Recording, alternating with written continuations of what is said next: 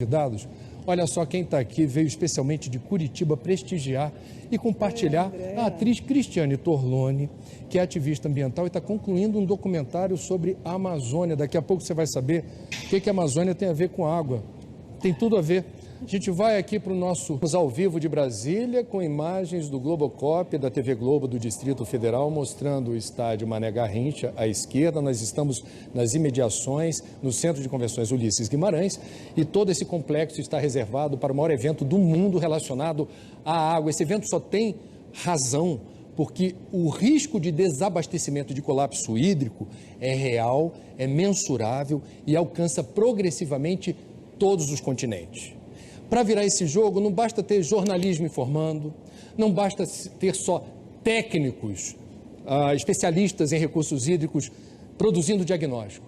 A gente precisa muito dos formadores de opinião, principalmente do meio artístico. Por isso, a gente tem o prazer de receber aqui a atriz Cristiane Torlone, que se tornou uma voz ativa, uma ativista, posso chamá-la assim, naturalmente, né, em favor principalmente da Amazônia, já se envolveu em diversas lutas em favor desse continente verde. E eu te pergunto, Cristiane, com base no documentário que você está fazendo sobre a Amazônia, o que tem a ver a Amazônia com água? Tudo, André, tudo. O Amazônia, Despertar da Florestania, que é o nome do documentário, vem falar e lutar pelo direito da floresta continuar em pé. Se a floresta não continuar em pé, se os povos da floresta não continuarem dentro da floresta em pé, não tem mais água. Nós sabemos que as populações tradicionais, principalmente os índios, são os grandes guardiões das florestas, das matas, dos rios. E o que a gente está vendo? A gente está vendo desdemarcação das terras indígenas, né? A renca que ia entrar agora, quer dizer, o presidente da República indo contra a lei, contra a Constituição. Quer dizer, nesse sentido é que eu acho que os artistas, na contramão da política brasileira, resolveram se unir. Então, há 10 anos atrás, nós fizemos o Amazônia para Sempre, que foi um abaixo-assinado que a gente tem que ter um enorme orgulho, porque ele bateu todos os recordes, né, de abaixo-assinados e movimentação de formadores de opiniões. Conseguimos 1.200.000 assinaturas pela preservação da Amazônia. E agora, quando teve a história da renca, viemos todos para Brasília, né? Suzana Vieira, Arlete Salles, Juca de Oliveira, Vitor Fasano, a Maria Paula, gente da melhor qualidade.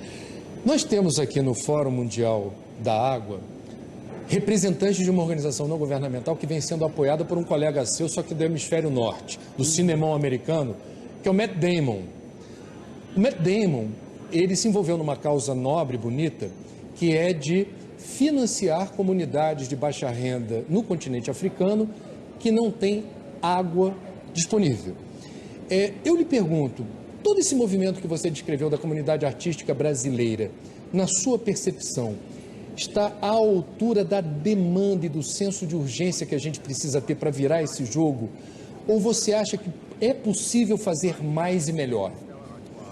Eu acho que sempre é possível fazer mais e melhor, principalmente se a comunidade não se apoia só em nós, porque nós somos na ponta, né? Nós somos aqueles que vamos sacudir, provocar, despertar.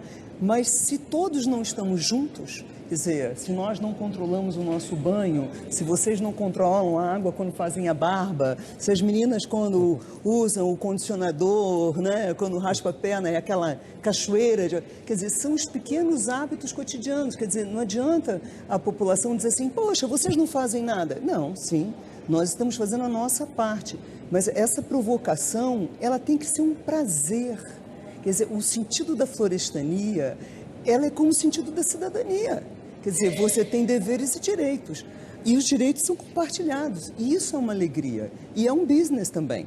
Quando, né, se perceber que a economia sustentável realmente uma saída para todo o mundo, né, aí muda, né? Você que diz, né? Quando não pega na cabeça, pega no bolso, né? Bom, e já que você tocou nesse assunto, tem a Feira de Negócios que nessa hora não está funcionando porque já terminou. Um dos países protagonistas da Feira de Negócios aqui do Fórum Mundial da Água é Israel, que é um país cuja metade do território é um deserto, É um país que transformou exatamente crise, oportunidade e business. Vende tecnologias na área de irrigação inteligente, gotejamento, entre outras técnicas, dessalinização da água do mar. É uma pergunta de bate-pronto para vocês que não estava no script.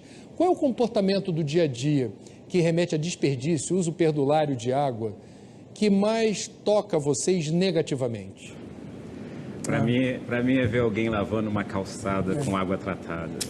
De mangueira. Mangueira. É o que eles chamam de vassoura hidráulica. Isso, para mim isso fere meu coração. Me machuca por dentro ver alguém fazendo uma coisa dessa. Porque se a pessoa conseguisse ver atrás todo o processo que você tem para produzir aquela água e levar até a torneira da casa daquela pessoa, não faria isso. Jamais. Cristiane.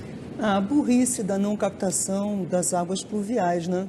Porque nós estamos vivendo também com esses fenômenos extremos, grandes chuvas, né? Então, por exemplo, São Paulo, que você tem essas chuvas de final de dia, você tem aqueles rios de água que correm para lugar nenhum. E depois as pessoas estão lavando as suas calçadas e até molhando as suas plantas com água boa, água que nos custa tanto.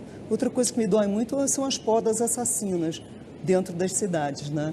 Que tem uma ventania, eles começam a cortar todas as árvores. Conclusão, fica mais quente, fica mais seco, cai mais chuva, cai mais árvore e a gente fica com mais calor também, né?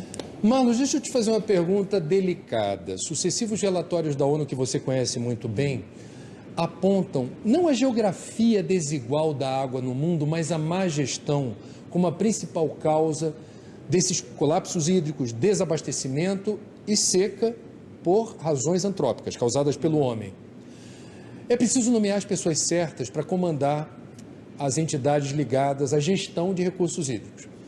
Eu vou citar um dentre muitos exemplos recente. Em janeiro desse ano, o presidente Michel Temer nomeou para chefiar a Agência Nacional de Águas uma pessoa que eu não vou fazer juízo de valor, ela pode ser uma excelente gestora, mas não é do meio. Ela foi recrutada no Gabinete Civil, Secretaria da Casa Civil, do ministro Padilha, tem uma bela biografia e formação na área do direito, mas não é da área da gestão, ela não é hidróloga, ela não tem expertise, não tem experiência. Eu não quero constrangê-lo, mas os amigos hidrólogos e fontes que eu tenho ficaram surpresos com a indicação. Qual é a diferença que faz para a gente virar esse jogo em favor da gestão inteligente, de adotar meritocracia como quesito para escolher as pessoas certas para os cargos certos? Ótimo. Vou usar a experiência da Austrália. Na Austrália, você tem 99,5% dos cargos públicos na Austrália, eles são profissionais, são protegidos de qualquer indicação política. Então, tem a minoria indicação política e a maioria é pelo seu talento, pelo seu expertise. Eu passei por 3 ministros de recursos hídricos na Austrália, na agência que eu trabalhava. Eu era diretor desenvolvendo a política pública que tirou a água da agricultura, que era um impacto muito grande. Eu nunca recebi uma ligação de um senador ou de um deputado fazendo pressão sobre a minha pessoa. E ninguém na minha agência nunca mudou por esses 3 ministros, o que significa que você mantém o trabalho andando do jeito que devia ser. E o meu presidente da minha agência era uma pessoa da área de recursos hídricos, porque você tem a condição de levar o desenvolvimento estratégico da agência para onde realmente ela tem que ir, porque você conhece do assunto. Você sabe o que muda na sua equação se você mexer em alguns parâmetros. Ele conhece, assim, essa pessoa conhece esses parâmetros. E você é respeitado pelos pares. Justamente. Isso faz a diferença também. É a equipe que te respeita e reconhece a sua autoridade. Com certeza. Muito bem. Estamos falando de ética, não é? Estamos falando de ética. Nós estamos falando da tal da revolução ética que o Brasil precisa ter, porque senão ética é isso. Bem lembrado. Olha, aqui pertinho de onde estamos, acontece o Fórum Alternativo das Águas, que também mobiliza representantes do mundo inteiro, que tem uma posição muito clara em defesa da água como um bem público e não como um produto. Por incrível que pareça, esse debate ainda tem lugar no mundo. Então a gente vai conhecer agora, a partir de uma edição que fizemos, do material que está disponível na internet, que explica, tem muitos colegas da Cristiane Torlone participando do Fórum Alternativo, e especialistas também, o que eles querem com esse evento. Vamos ver. Especial direto de Brasília sobre o Fórum Mundial da Água. Eu queria propor aqui a seguinte reflexão. O Brasil tem uma singularidade no mundo, somos o país campeão mundial de água doce, não só superficial de rio, mas dos aquíferos amazônico e guarani. Me parece, eu queria ouvir a opinião de vocês, nós estamos perdendo a guerra contra o desperdício e a poluição. São vários os argumentos em favor disso.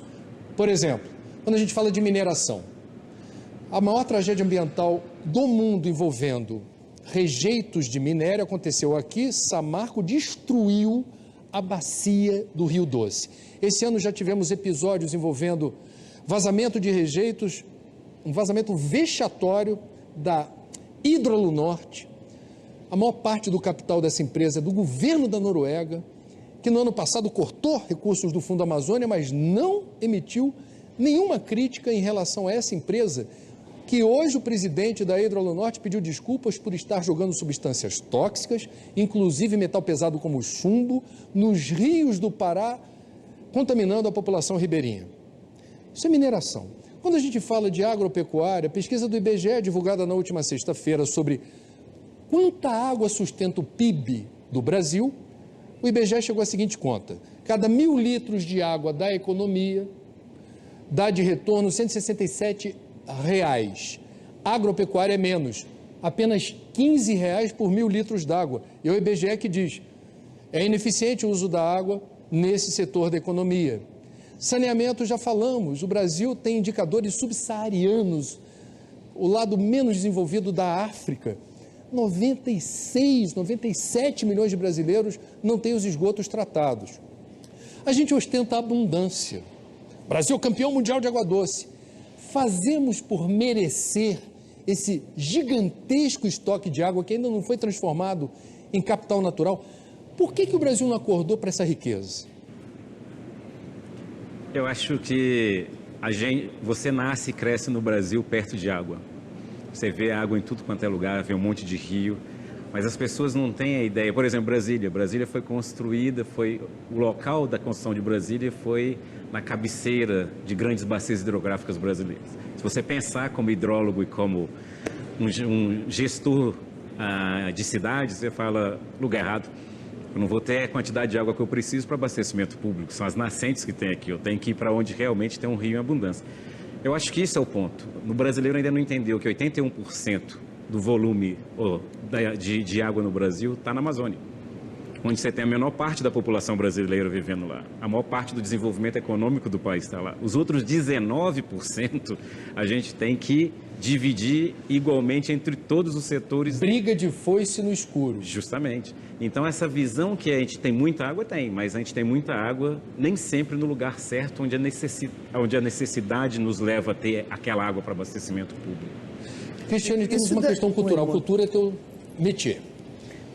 Culturalmente, a gente vive em berço esplêndido.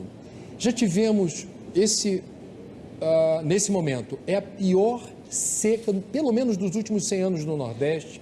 4 anos atrás, apagão hídrico em São Paulo. Na virada de 2017 para 2018, quase que 1 milhão de pessoas em Campina Grande e outros 18 municípios ficaram sem água, porque não tinha plano B para o reservatório do Boqueirão, na Paraíba.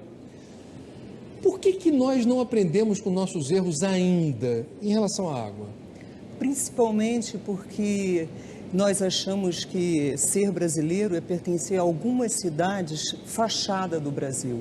Quer dizer, quando a gente perceber que o Brasil não são algumas cidades onde você realmente tem a tal da água em quase abundância e que nós somos, na verdade, uma união de estados. E isso deve ser o nosso grande esforço, né? Quando você vê que nós temos brasileiros que não têm água para beber, não tem água doce para beber hoje, e a gente está jogando água fora no nosso banho, a gente diz assim, que raio de brasileiro eu sou? Então, eu acho que tem um erro que ele vem da Gênesis. Quer dizer assim, não, eles lá no Nordeste, eles podem ficar sem água. Nós aqui em São Paulo não podemos. Então, a função, eu acho, da questão da Amazônia é que ela deveria ser a nossa grande bandeira de união nacional. Preservar a Amazônia devia ser, assim, para nós, assim, um grande multirão cultural no Brasil e criarmos taxas verdes. Você sabe que eu sou a favor da volta do jogo. Por quê? Porque eu acho que, por exemplo, se você criasse lugares do Brasil onde as pessoas, como em Fernando de Noronha, pagam para entrar, para poder preservar, E esse dinheiro volta para Fernando de Noronha. Então, assim, por exemplo, a Manaus. Manaus tem lugares incríveis que podia reabrir cassino, taxa verde, aquele dinheiro fica lá dentro para preservação. Eu sei que eu vou, precenta de tomate, né? Que no Brasil falar em jogo é quase crime, apesar de tanto se jogar. Mas eu acho que nós devemos ter uma taxa verde de preservação, principalmente para a Amazônia. A gente está falando de problema, mas eu queria falar, obviamente, gente, o nosso compromisso é falar de soluções, e eu já cantei a bola. Israel é protagonista do Fórum Mundial da Água, porque transformou crise em oportunidade. Vamos conhecer melhor, rapidinho, a experiência israelense? Marlos, Israel é um case, não é de hoje. O que o Brasil tem a aprender com Israel? Muito. Se você pegar a Codevasf já faz um trabalho de muitos anos com Israel, mas você pega Israel... Peraí, Codevasf é aquele comitê do Vale do São Francisco? É a Companhia de Desenvolvimento do Vale do São Francisco. Que estimula, por exemplo, irrigação por gotejamento. Justamente. E eu acho que é aí que a agricultura tem a contribuir, quando você colocou aqueles números que a agricultura não devolve muito em termos do dinheiro investido, dos litros de água investido. Eu acho que é aí que você pegando as experiências de Israel, por exemplo, ou da Austrália, na Austrália a gente faz gotejamento subsuperficial, você nem vê as mangueiras de gotejamento mais, é gotejado na raiz da planta. Israel faz a mesma coisa, Israel faz na árvore. Se você está produzindo laranja, por exemplo, ele vai na árvore, consegue captar o estresse hídrico e joga para o computador e vai ali. Então, assim, existe assim, bastante que a gente possa ainda melhorar em relação à produtividade agrícola com gotejamento. Soluções às considerações finais, por favor. Primeiro as damas. Cristiane Torloni, temos aqui uma efeméride, está acontecendo um evento de repercussão internacional no Brasil. Ele não é deliberativo, é bom deixar claro. O fórum, quando terminar, não vai ter, digamos, um comprometimento dos países em seguirem a risco o que vai ser acertado aqui. Mas aqui é um vórtice de energia, de compartilhamento de experiências, de cobrança, para virar esse jogo. O que você espera desse fórum? Eu espero que ele cobre. Porque os fóruns, às vezes, eles são muito bonitos. Eles ficam nesse universo das ideias e das belas palavras e das possíveis boas iniciativas, mas eu acho que eles precisariam ser, sim, deliberativos, porque é muita gente boa reunida pensando. Marlos, rapidinho. 2 palavras, acelerar a implementação. A gente tem produzido muito em matéria de tecnologia, de inovação, mas fica restrito a um certo grupo de países, a um certo grupo de pessoas ou entidades. E para mim a mensagem do fórum seria isso. No final, se a gente chegar com a mensagem de acelerar a implementação do que a gente já produziu como seres humanos de desenvolvimento tecnológico, para você falar que está fazendo gotejamento superficial na Austrália e uma pessoa na África não consegue bombear a água de um poço, existe alguma coisa muito errada. Meus amigos, o tempo voou. 1 hora que a gente passou aqui em Brasília, procurando compartilhar a energia da mudança. A razão de ser desse fórum é implementar a mudança. O diagnóstico está claro, a gente já sabe o que está errado e a gente já sabe o que fazer para virar esse jogo. A pergunta, portanto, é: o que estamos esperando? Responsabilidade compartilhada. Governos, empresas, ONGs, sociedade, jornalistas, engenheiros, atrizes, ONGs, todos nós temos um papel a desempenhar e, a partir de hoje, renovamos esse compromisso com mais informação. Informação é nutriente para uma nova atitude. Agradeço a atenção de vocês e agradeço especialmente aos nossos convidados. São eles o Marlos de Souza, Cristiane Torloni, Tatiana dos Santos. Muito obrigado. Muita água, muita fertilidade, muita saúde para todos vocês.